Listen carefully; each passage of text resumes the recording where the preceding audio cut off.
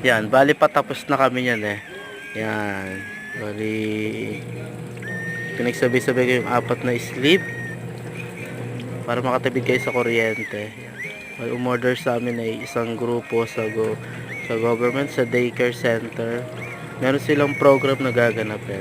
Ang aming gamit dito ay DTF printing. Yan ang aking asawa, siya ang aking taga-tiklop.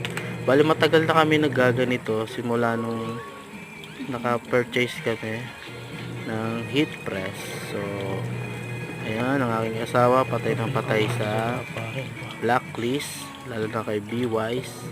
Kaya yan, makikita nyo ang aming customized design na suggest ng aming client. So pinirint ko lang. So napakaganda niyan, bakat na bakat sa damit, hindi matutuklap agad-agad.